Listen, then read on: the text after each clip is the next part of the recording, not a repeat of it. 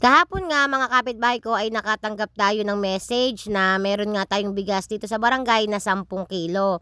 Kaya naman aring kasamahan ko na BHW ay ngayong umaga lamang nakuha ang kanya. At ako nga ay kahapon pa.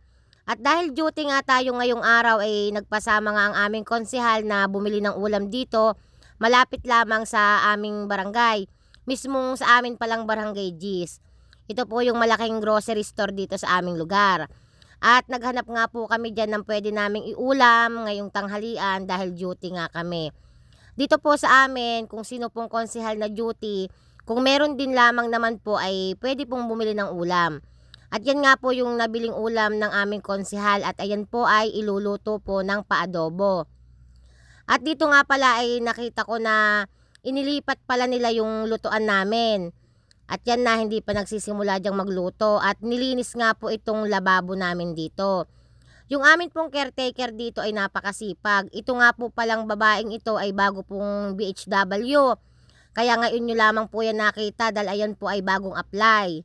At yan nga po ang aming konsihal at ito nga po yung aming caretaker, ang Ate Pirma na sobrang sipag. At fast forward na nga tayo mga kapitbahay ko, ayan na nga naluto na yung adobong manok. Hindi po yan sinigang ha. Ayan po ay adobo. Kaya po maraming sabaw ay para po maraming makakain. Dahil dito po sa amin, sabaw pa lamang ay ulam na. Tulad ko, pwedeng sabaw lang yung ulam ko. At ito nga yung aming kanin, hindi pa nga siya naluluto. Mga anong oras na yan bago naluto mga kapitbahay ko. Kaya mamaya lamang dyan ay magkakainan na. At ito nga po pala ang Ate Marisa, inaantok na. Kulang yata ito sa kape. At pagdating ko nga dito sa labas, ayan, nandito yung mga kasama kong BHW. Ito nga pala yung BHW na bagong apply dito sa aming lugar.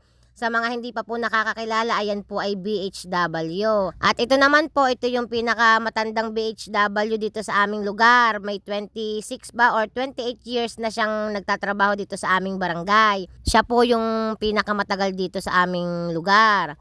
At yan nga po, nakicharge naman ako dito sa may malapit na tindahan dito sa aming lugar. Bale, nasa boundary siya ng Barangay 9 at Barangay G's. Dito nga pala mga kapitbahay ko, kasama ko si Esteron Lolit na nag-charge dito. Wala po siyang bayad mga kapitbahay ko at ayan nga po si Esteron Lolit. Dito nga din po siya nag-charge at nag-e-edit. Dati po doon ako sa may Barangay 9 nag-charge, iniiwan ko na lamang yung cellphone ko.